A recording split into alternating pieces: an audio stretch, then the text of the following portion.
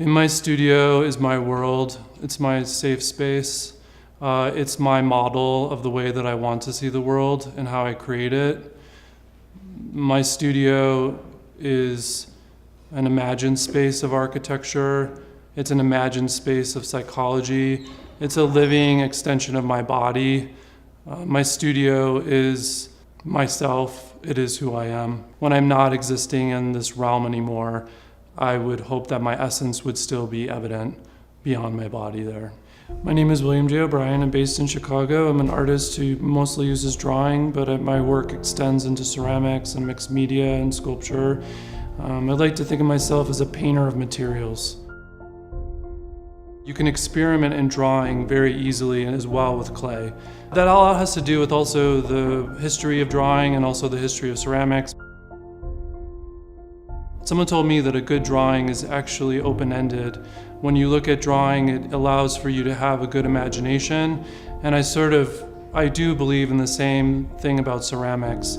It's a way of performance, and it's actually a way to experiment.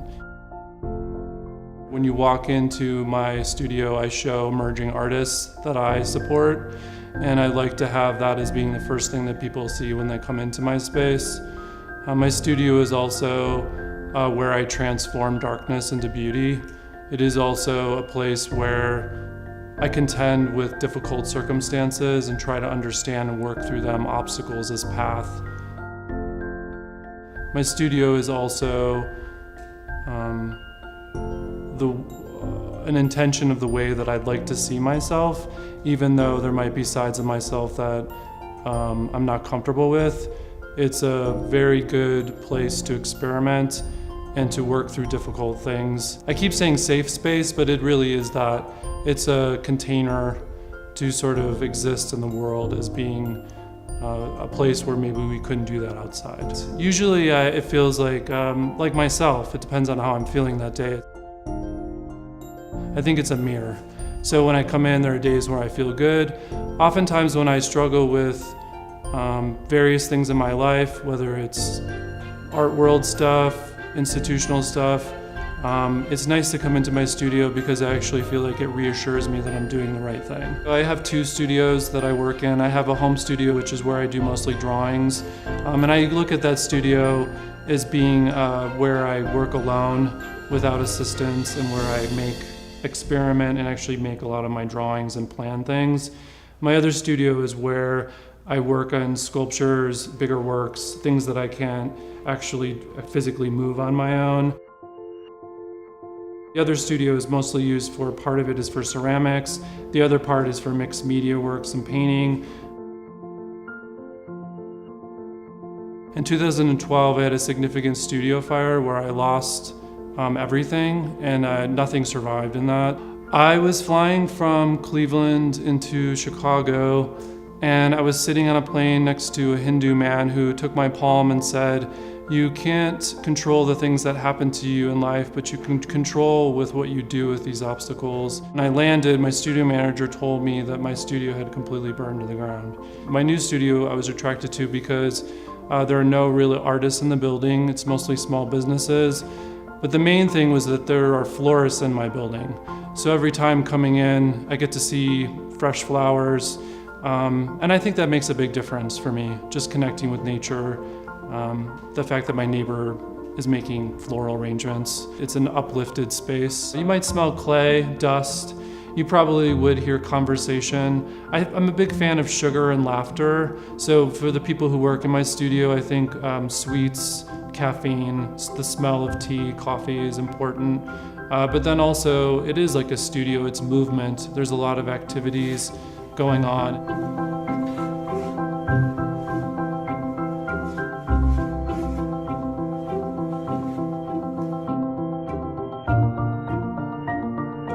Someone told me to be very suspicious of people who don't enjoy music. I think it's important that music is very close to your heart, and they say that music is the biggest offering you can make to the world. It's the highest level of expression.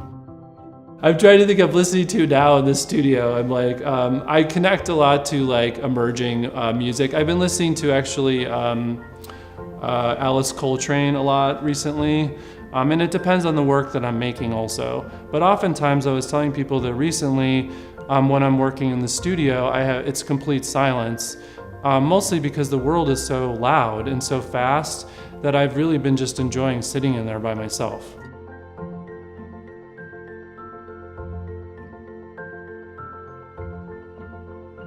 A good day in the studio is where I can come in and I can work early in the morning, uninhibited, but also have time to really allow myself to space to evaluate what's going on.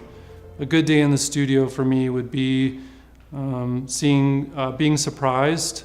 I think elements of spontaneity.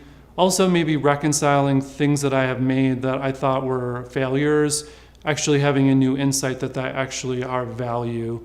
The work that I usually make that I have a resistance to, I find is the work, and I think most artists will be making in 10 years. And sometimes when you see it, you think it's gross or bad or ineffective, but actually I think it's an insight into where you're going. So having insight is a good day in the studio.